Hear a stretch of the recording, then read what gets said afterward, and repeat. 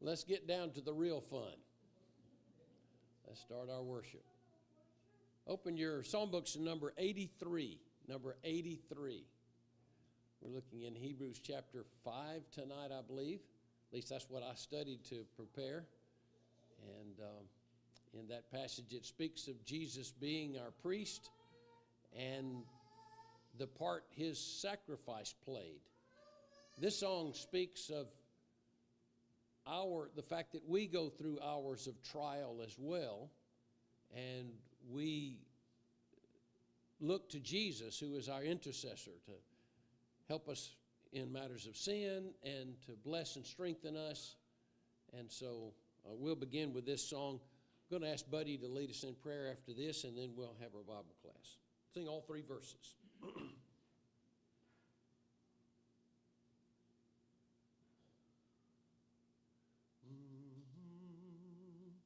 In the hour of trial, Jesus, plead for me, lest by base denial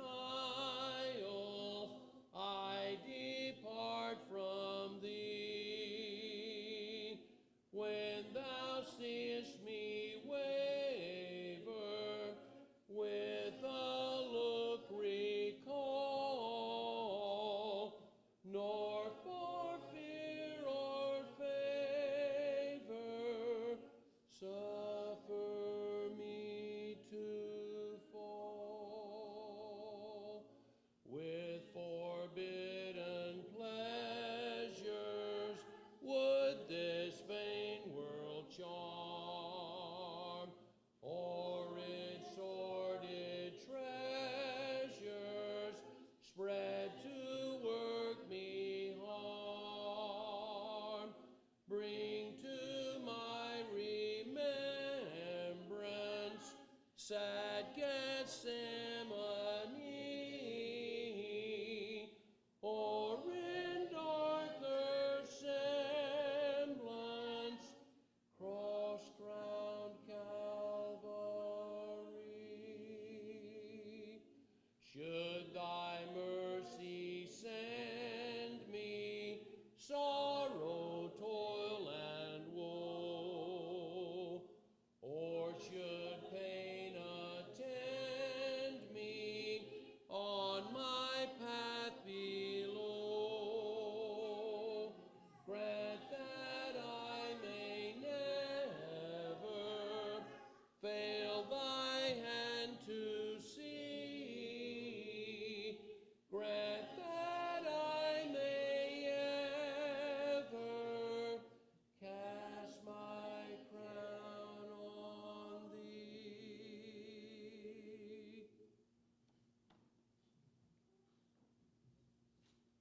Father in heaven, we are thankful, and Father, we are blessed to be able to assemble this evening. We pray, Father, that as we begin this class this evening, that you would be with us, that as we open up your word, that, Father, we can truly understand what your will is, that we, Father, as we study the Hebrew letters, we can gain appreciation for what Christ has done and what Christ is doing for us. And we pray, Father, that you would help us to understand your will, to understand the word as we study it and make application in our lives. Father, we are thankful for this congregation. We pray your blessing upon it. We pray for all that are assembled here this evening. Father, we're mindful of those that are not able to assemble. We pray that you would be with them and strengthen them and comfort them. Father, we ask that you be merciful to us, that you would forgive us of our shortcomings. We pray, Father, show us grace and mercy. Father, we ask that you go with us now. In Christ's name we pray. Amen. Amen.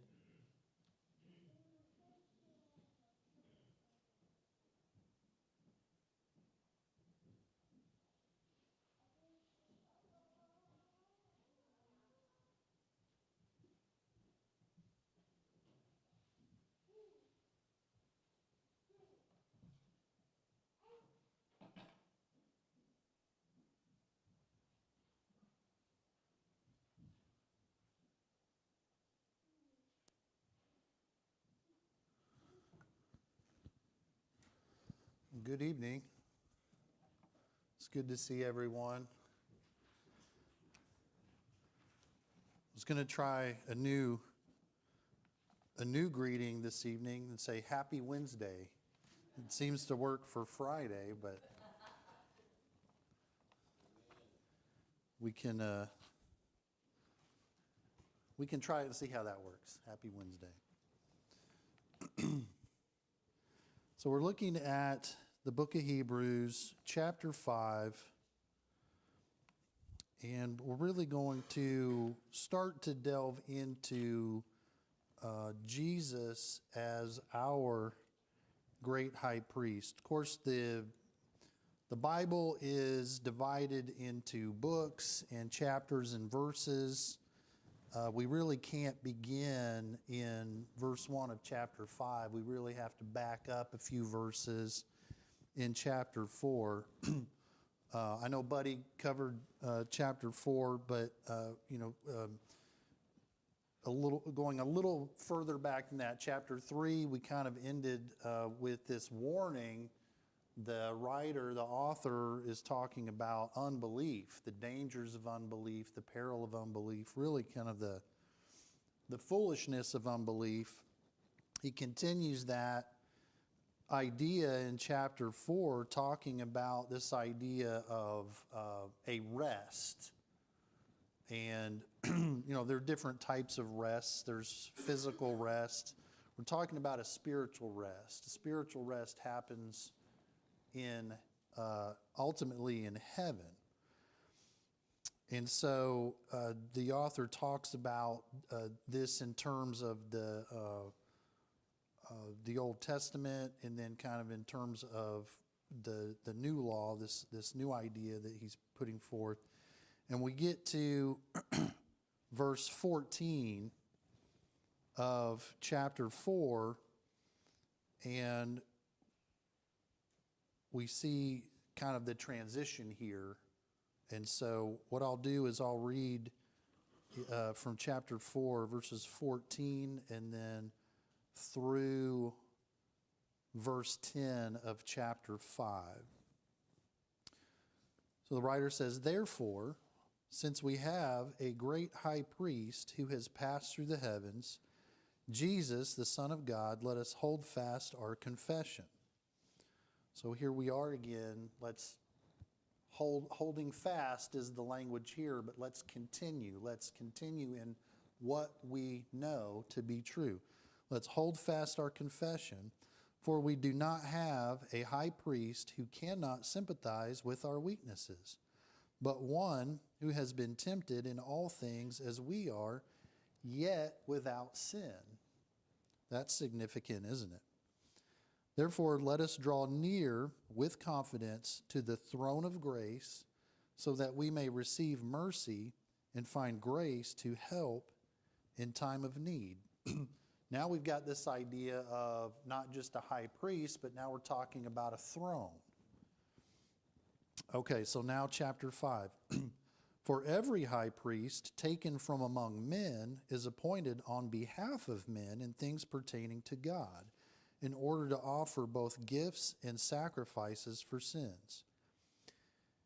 He," talking about the priest, "he can deal gently with the ignorant and misguided, since he himself also is beset with weakness.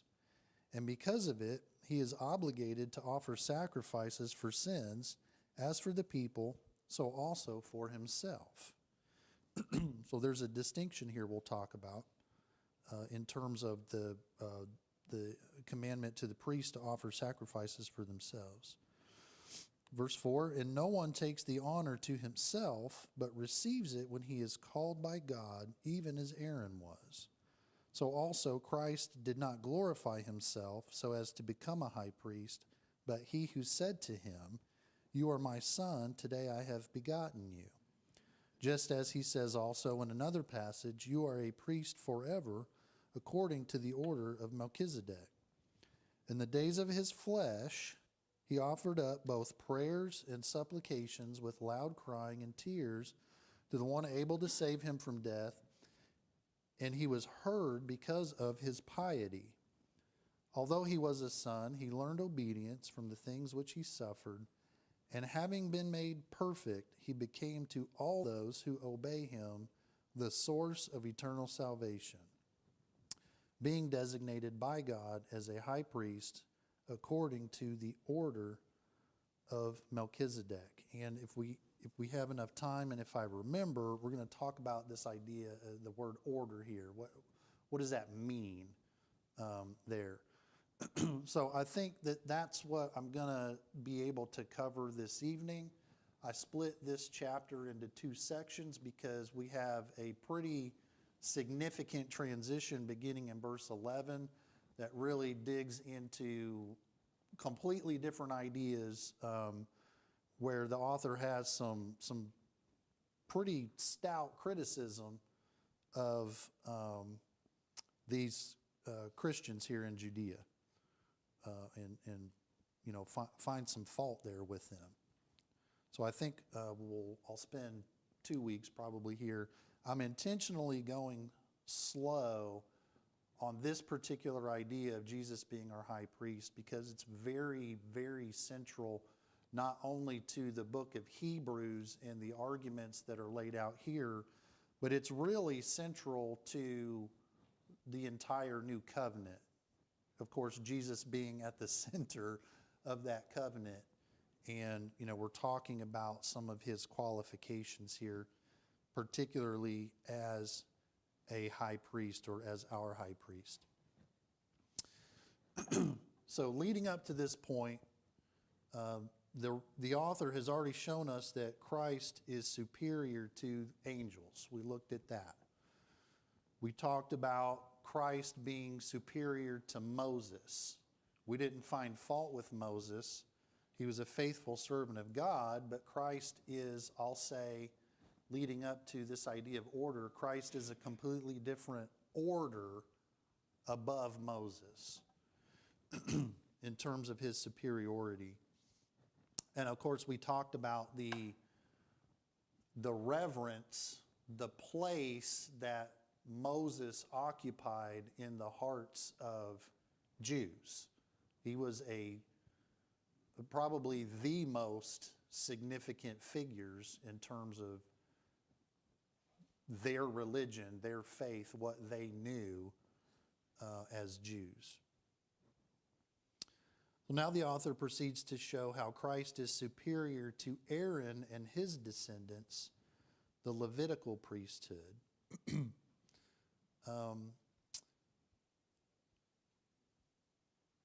Take a guess at how many times in the book of Hebrews that the author refers to Jesus as our high priest.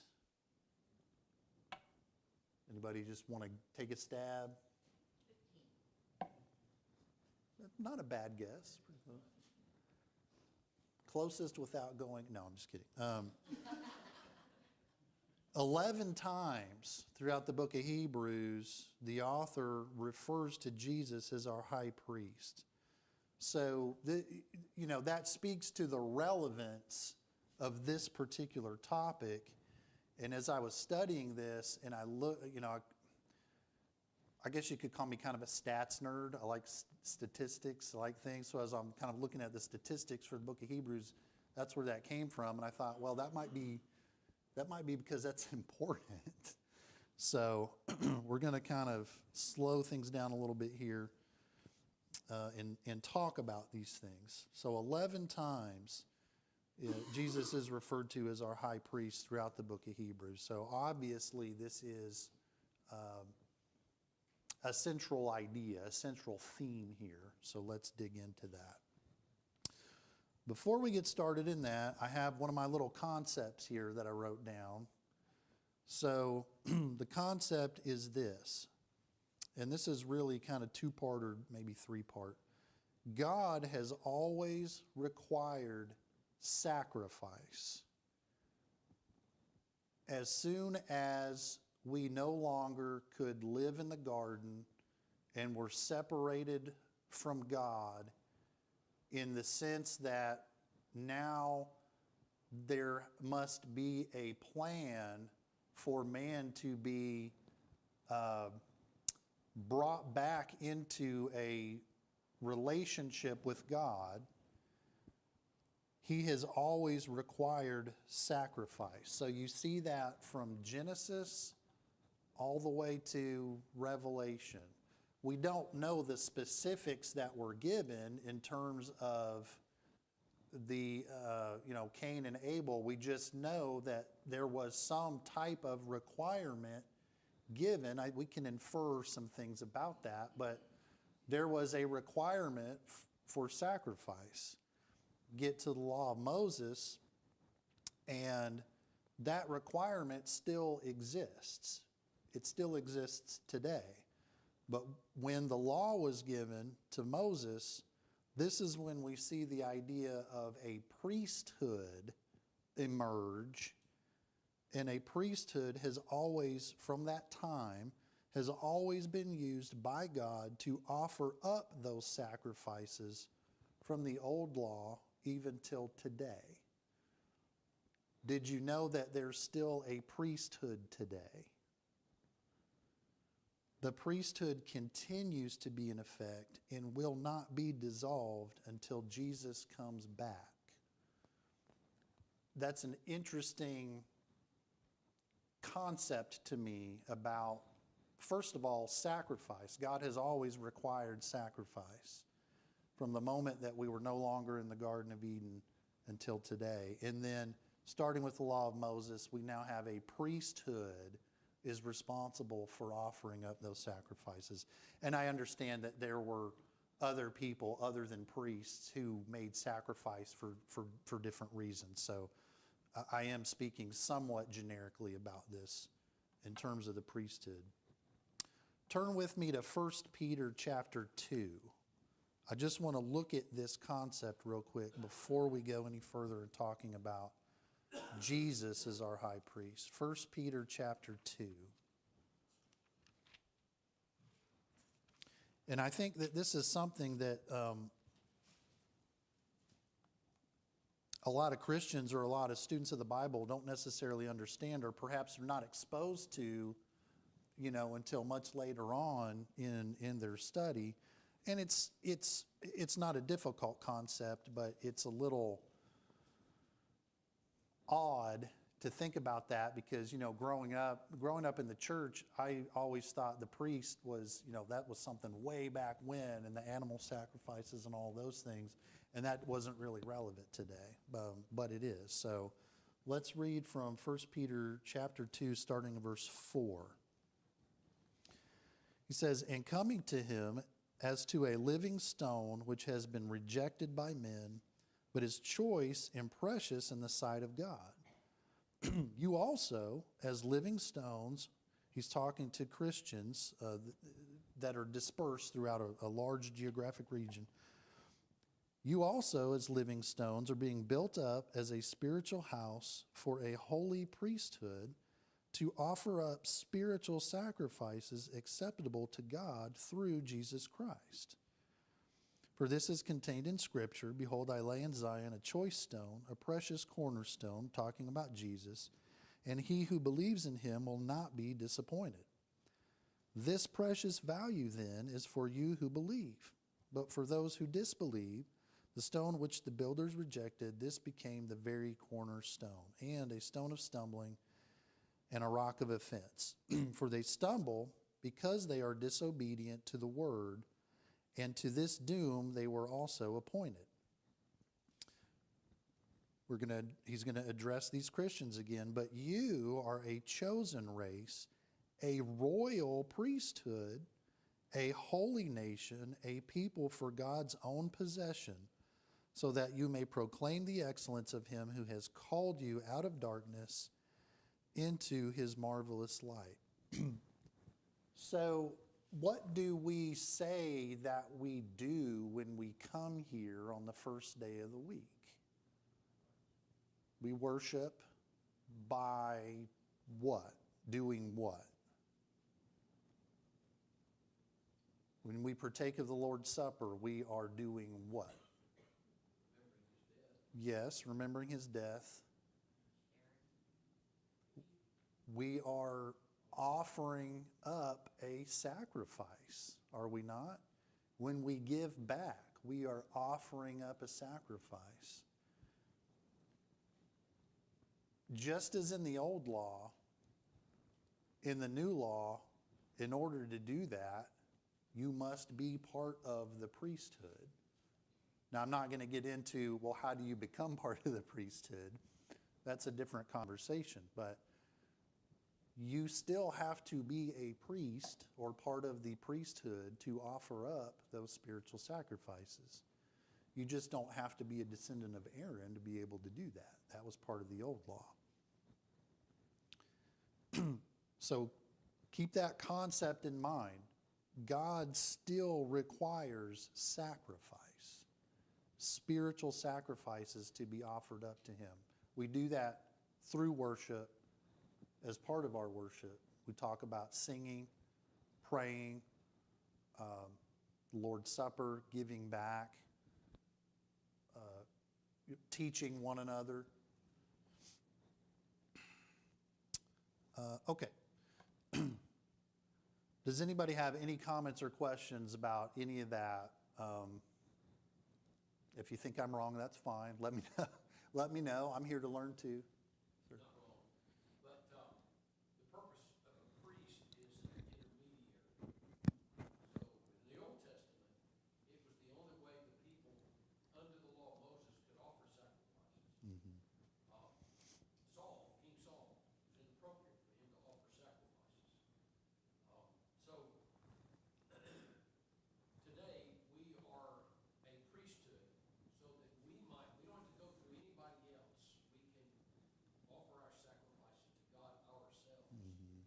We don't have to go to Jerusalem, to the temple, to the priest to do that. So that's another aspect of Jesus is our high priest. He's our intercessor, but we don't need an intermediary. We need someone to go through. And so there's some who have that concept kind of, in the Catholic Church, Mm-hmm. the priests that are there, and there are certain things that the lay people are not able to do in Right. that. But in Christ, according to the teaching of the Scriptures, all Christians may not have the same role, but all of them are equal in terms of their ability to go to God and offer these sacrifices.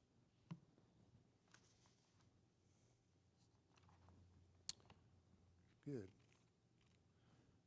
Okay, so the rest of our time, we're going to look at the significance of Jesus being a high priest or our high priest. And I have to kind of hurry along. I've got seven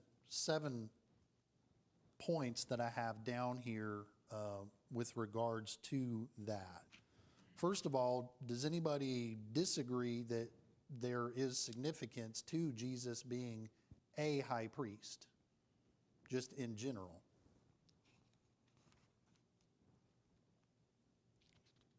Yeah, I mean, I feel the same way that you do. That's very significant, right? That is extremely significant, and we'll look at that.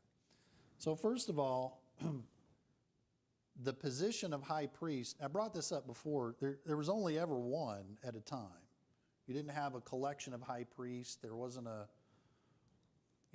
backup. They didn't take shifts or anything like this. There was one high priest at any given time. It's a position of supreme importance. As Jeff was talking about, the responsibilities placed on the priesthood, the high priest in particular, were many. And it was very serious. It was very strict. Everything had to be done in a very certain way. Aaron and his lineage were given the responsibility about the Lord's house as the high priest. Of course, Aaron being the first high priest. Let's turn back to Numbers, the 18th chapter. Numbers chapter 18. And someone read verses 1 through 7 of Numbers 18. Then the Lord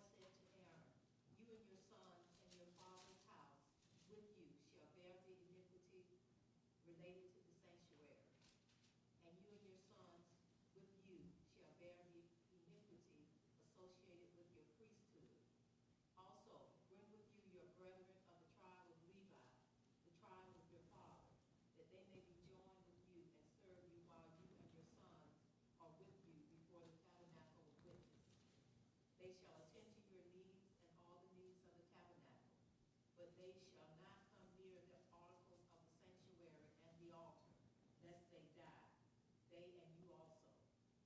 They shall be joined with you and attend to the needs of the tabernacle of meeting, for all the work of the tabernacle. But an outsider shall not come near you. And you shall attend to the duties of the sanctuary and the duties of the altar, that there may be no more wrath on the children of Israel. Behold, I myself have taken your brethren, the Levites, from among the children of Israel. They are a gift to you, given by the Lord, to do the work of the tabernacle of meeting. Therefore you and your sons with you shall attend to your priesthood for everything at the altar and behind the veil, and you shall serve.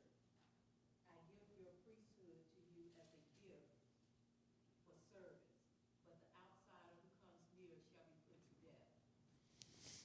Okay, so this of course is not the totality of the responsibilities and the instructions given to Aaron for the priesthood, but you can get an idea of the gravity that is given to this particular office of the high priest. The rest of the Israelites were not even allowed to go near the high priest, or they would be put to death. So right off the bat here in Numbers, you have this idea of sanctification, the setting aside, the setting apart for a specific purpose of Aaron and his lineage to serve in this office of high priest. The high priest was the one authorized by God to minister in sacred things. So there were certain things, I don't have them all written down, we don't have time to look at all of that, but there were certain things that only the high priest could do. Can you think of what one of those would be? I'm getting ahead of myself a little bit, but just as an example.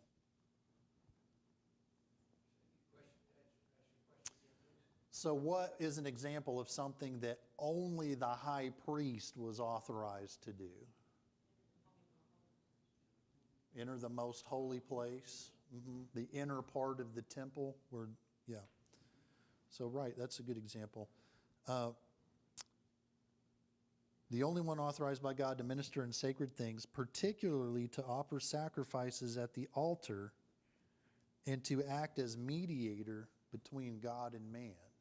So we'll talk about that a little bit. So when the law of Moses is given, the Levitical priesthood is established, and we're talking about that here in Numbers 18, you now have this transition to a different dispensation, right? Before Moses, God communicated to his people through head of the household, various ways, various miraculous ways, burning bush, all these kinds of things. Now we've transitioned into this, Mosaical dispensation, and now God is outlining, I'm going to communicate and I'm going to deal with my people in a different way, a very specific way. And the channel through which that now would flow would be through the high priest. At least at this point in time, I know we're going to have prophets come on the scene and things like that later, but we're now looking at this idea of you have one man through whom this communication and this relationship with his people, the nation of Israel, are going to flow. That's bi-directional.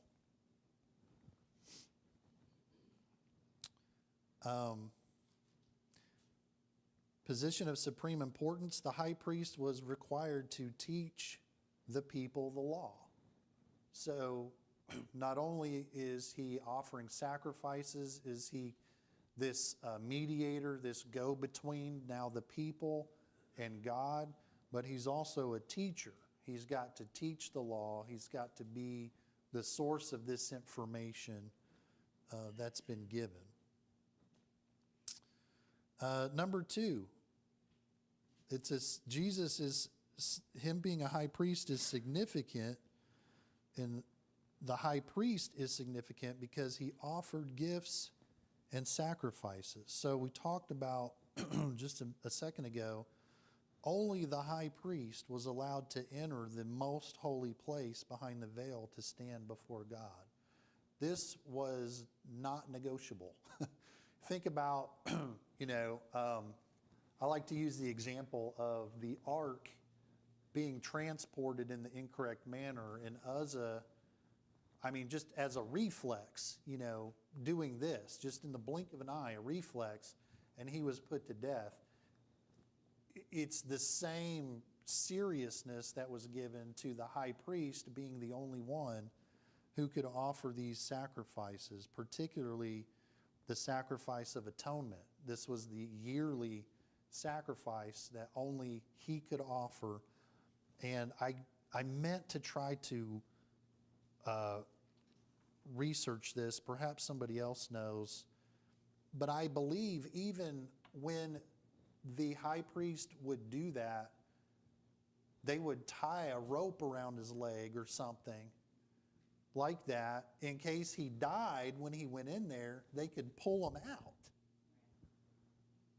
So even if something happened, nobody else could go in there. And so there had to be, you can, good on them for thinking about that, because what if that happened and nobody could go in there, now what are we supposed to do? So, but the point is, it's very, very set apart and for a particular purpose and for a particular person. In this case, only the high priest could do that. Talk a little bit about why it is that nobody can go in there except for the high priest. Of course, on the Day of Atonement, when he went in there, he only went in there on the Day of Atonement. Mm-hmm. He first offered a sacrifice for himself. And then, since he was cleansed of his sins, then he could go into the most holy place. And it's because the mercy seat, the top of the Ark of the Covenant, was the presence of God. It was a representation of God's presence. So there was a union, a communion, a fellowship that the high priest enjoyed, but only after he cleansed himself. And then he could go in for the people. But he didn't. He had to cleanse himself before he could go in there. So in the same sense, we're not high priests, but we are priests. And when we are cleansed by the blood of Jesus, we're in fellowship with God. And not in a metaphorical sense or a representative sense, but in the natural sense. We're in fellowship with God. And so there'll come a time when we will be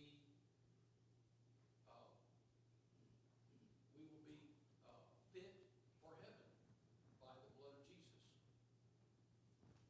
Yeah.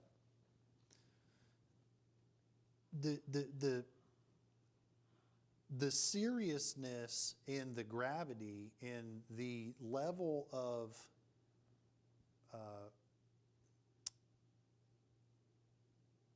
paying attention to these things and being mindful of these things could not be higher.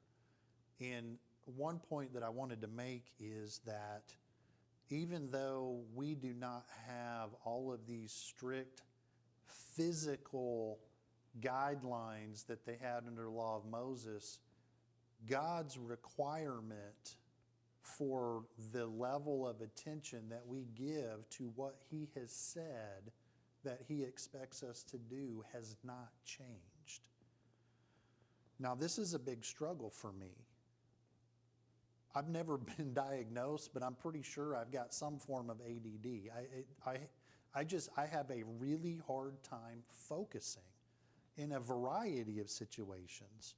My whole life, this has been a challenge for me. I've prayed about it, and some days I do better than others, but when we come into what is now the most holy place, or the holy place, correct me if I'm wrong with the type and the antitype reference there, but God's expectation that we have set ourselves apart, that we are cleansed so that we can offer these sacrifices in a manner that He will accept, has not changed, has it? The sacrifices that we offer are different, but His expectation of why we're offering them and how we offer them has never changed. And that goes back to the concept that I brought up earlier. God's always required sacrifice, and He's always required it to happen in the same way. The manner has changed, but in the same way. So you think about the parable of the widow and the 2 mites that she put into the treasury. You know, and we talk about, well, it's not about the amount that you're able to put in. Yes, that's true. That's part of the lesson, is it's not about the amount. But why is that part of the lesson? Because it's not about the amount at all, right? It's about how she gave. It's about how she offered the sacrifice that was somehow different than what other people were offering. Were they doing what they were supposed to do? Yes.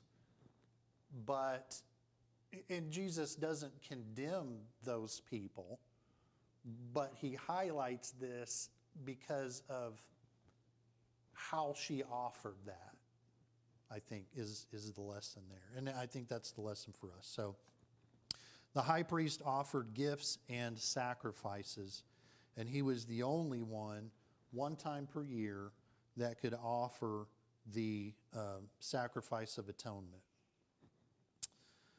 The high priest represented both God and man.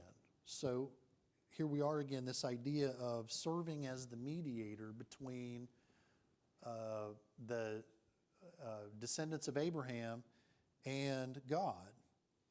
But he also represented God to the people. He was not God himself. He was not a deity himself, but he represented God and God's will and what God wanted to the people. So again, you have this very tight narrowing of how God now has a relationship with the nation of Israel, and it flows through that high priest. So keep that in mind as we continue to go through the book of Hebrews. He was to teach people God's will, and he was to administer the sacrifices according to God's will. Number 4, he must be called of God. So could anybody serve as the high priest? Who could serve as the high priest? Say it louder. Aaron's family was called by God for the Israelites. Mm-hmm. We are called by God through the teaching of the gospel. Right. He must be called of God. The office of the high priest was hereditary and was traced from Aaron, the brother of Moses, of the Levite tribe. You can go back and look at, Numbers 18, Exodus 28 is going to touch on those things. Let's see here.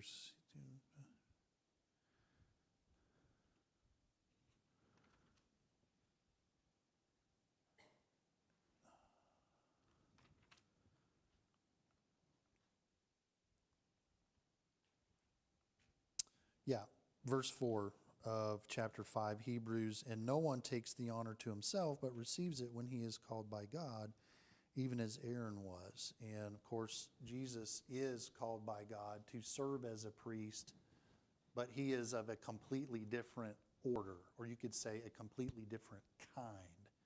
This isn't something that just happened on the spur of the moment when Jesus was crucified for our sins and God said, "Oh, I think you'll be the high priest now." This was part of the plan. And so the writer is referencing 2 verses here from the book of Psalms. You are my son, today I have begotten you. And then you are a priest forever, according to the order of Melchizedek. And of course, there's significance to him being a priest forever. Any comments or questions about any of those points before we move on? I have three more here.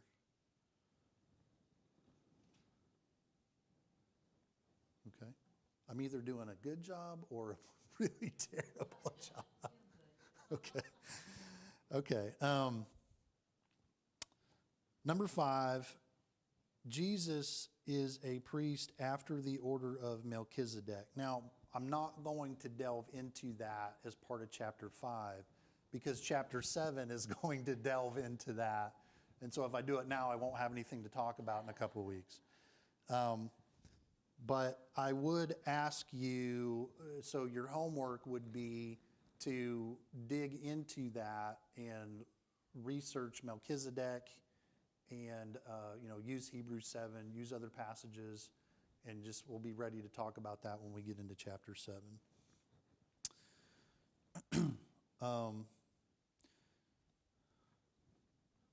Chapter 7 will deal with that subject more fully. As the Hebrew writer proves, Melchizedek is of a higher order of priesthood than Aaron. And so we're talking about this order or this kind. I think about it I guess I'll use the analogy. I don't know if this might confuse things instead of helping, but I think about the idea of the animal kingdom. So you have chimpanzees and orangutans and all kinds of non-human primates, and then you have humans. So, yes, technically, scientifically, humans are primates by definition, but we are a completely different kind, a completely different order than the lower orders. And so it's the same when you're talking about Jesus as a high priest versus, Aaron as a high priest versus Melchizedek as a high priest. Jesus is a completely different order of high priest.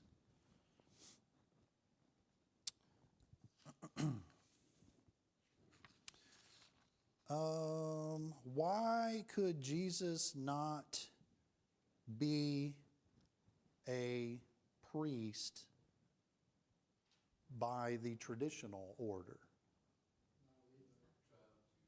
Okay, it'd be a violation of the old law, wouldn't it? Violate the law. We know, we just read that he was without sin. I've got a new Bible, so I can't figure out where anything is at. Thank you. I didn't go back far enough. Yeah. For we do not have a high priest who cannot sympathize with our weakness, but one who has been tempted in all things as we are, yet without sin. He was from the tribe of Judah, is not a Levi, thus could not be a priest according to the law. So by necessity, he must be of a completely different order, right? I think that's important as well. And God, through prophecy, foretold of this new order. So this wasn't some type of new spur-of-the-moment decision or information. God knew, he foreordained, he prophesied that Jesus would be a high priest in the same way that Melchizedek was. Excuse me. Okay, number 6. Still doing good on time, actually. Number 6, Jesus offered himself up. This is where we really start to see significance of Jesus being a high priest and the significance of his priesthood. He offered up himself. How many times did the Levitical high priesthood offer themselves up? They offered animals annually, but they didn't offer themselves up. 0. Never happened, right? Why? An animal is amoral. An animal has never sinned.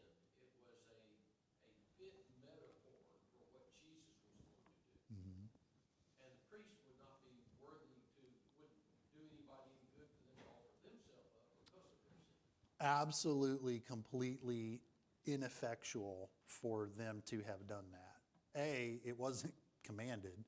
They would be ordaining a new high priest yearly. I mean, you'd run out eventually, right?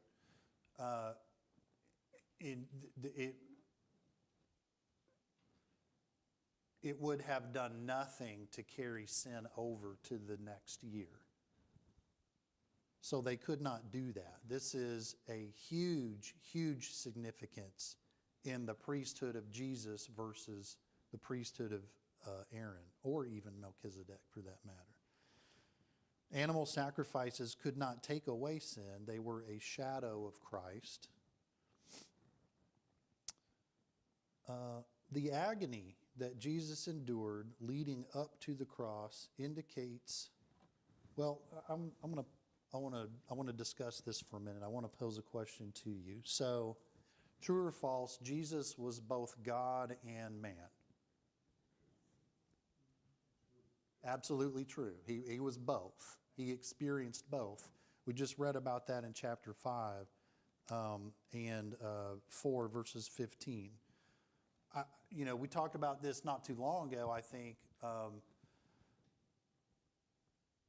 If Jesus was not man who was capable of committing sin, why on earth would Satan waste his time trying to get him to do so? Jesus was fully God, but he was also fully human for a period of time, and he experienced everything that we do, every form of temptation. And by the way, Jesus wasn't only ever tempted 3 times by the devil.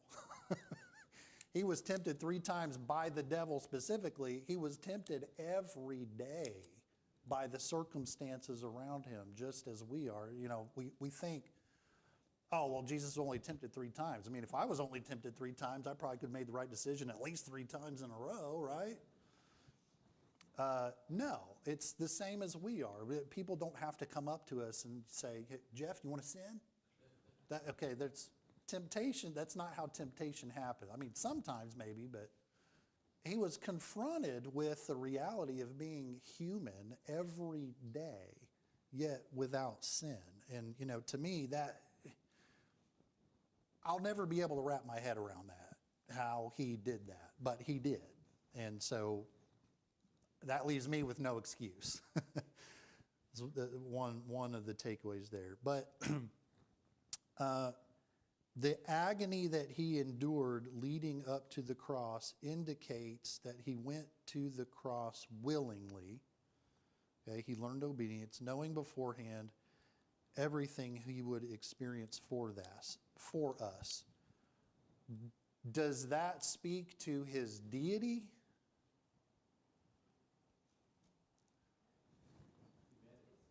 That speaks to his humanity, right? So if you ever find yourself in this discussion of was Jesus God, was he man, how did that work, how could you be both, that doesn't make any sense. Maybe you're teaching somebody, maybe you're, a discussion has come up about this topic and you're talking with your friends or family. Because there's a lot of people who will make the argument, well, Jesus wasn't really human. He kind of came here, but it was kind of a disguise. He's kind of just pretending to be a human to, kind of interact with people here for his ministry. No, he was fully human. How do you know that?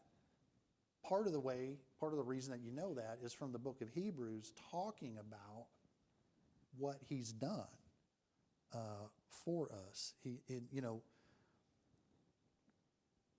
If he's only deity and not human, he doesn't suffer on the cross. He's not in agony. He's not in the Garden of Eden beforehand praying, let this cup pass for me if it be your will. He wasn't looking forward to this, right? So it speaks to his humanity. Another significant thing that we find here in verse 7. supplications with loud crying and tears to the one able, it's actually a reference to his prayer in the garden. Supplications with loud crying and tears to the one able to save him from death, and he was heard because of his piety. Now, this is a New American Standard. I don't know what your translation says there. Godly fear, yeah. Okay. The Father, who was able to save him from death, heard Jesus in the same way that he hears us. There was a question that came up a couple weeks ago about, I'm struggling. God's done so much for me. I feel like I'm not. I feel like I don't measure up. I can't do enough, right? This idea that God's done so much for me and I can't do enough for him. And it's not the first time I've heard that, and it causes people to be discouraged. Well, why should I even try, right? There's no way that I can even measure up. Well, part of the answer is pray. Well, why do you pray? Because God will hear you, just as he heard Jesus. We start getting sideways with it when we don't hear an answer as fast as we would like, or in the way that we would like, or on our timeline. This is like at work, I'm in charge of about 30 people or so, and I'm I like things to be done. Well, guess what? Sometimes their timeline is like that. And I've had to learn some patience that, my expectations are not the same as what God has in mind. Sir. So how do you believe he heard his prayer? How did he grant his prayer? He was praying to God. He prayed to God who could save him from death, seems to be what he was praying. And we know in the garden, let this cup pass from me. Mm-hmm. And he was heard. How was he heard? He died on the cross. He did, very painfully. I think he was heard in the sense that God's plan has come to fruition. It's come to completion. And in his restoration of his Son to his right hand, and the power and the authority that he bestowed upon him through that, I think is how that prayer was answered. Was in the resurrection from the grave, he was heard. And you need to remember that Jesus also prayed in that prayer, nevertheless not my will, but your will be done. So Mm-hmm. when I pray for something and I say, nevertheless not my will, but your will be done, and God says no to what I initially asked him because it is not a part of his will, my prayer's still been answered. The part of the prayer, thy will be done. Mm-hmm. Because that's what I want. Yeah. Even more than what I'm asking for, the new house or whatever new job or whatever it is I might be Mm-hmm. asking for. Jesus still had to suffer and he still had to die, but he was resurrected. And the result of staying within God's will brought glory and honor to Jesus that would not have come to him had he not died on the cross for us. The same thing can be said for us. Our chance for glory and honor from God is to stay within his will. Yeah, I'll use myself as kind of an analogy here. I don't remember what grade it was. I was in grade school, and I was having a difficult time in life in general and also in school. And I got my report card, and it was straight D's. Every class, all D's. Well, in my home growing up, that wasn't exactly acceptable. And I'll tell you, on the way home, I have not prayed more before or since, because I knew what was going to happen when I got home, and I was right. And so, you know, I had a very, very small sampling of what Jesus felt in the garden about what he was facing. No comparison whatsoever, but the idea is the same. You know, they're about, you know, prayer. And my prayer wasn't answered. I was praying that this was a dream. I prayed, this is a dream. Please let this be a dream. Let me wake up in my bed in the morning and I'm a good student and this is not going to be a problem, okay? I knew that wasn't the case. And, you know, and I was not delivered from the wrath to come, as was my prayer. But in the end, it was a wake-up call for me, and never again did I ever make a D.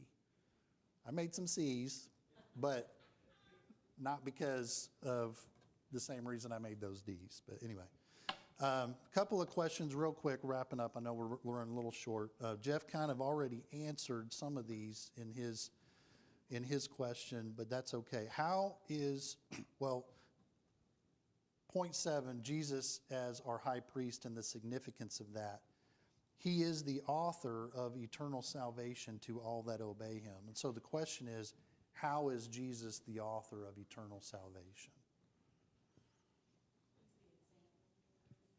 He's the example for us that we should strive for. What else? Obedience to him is the only way to attain that salvation. Obedience to God. Yeah. He's the teacher. His word helps us to understand how. Okay.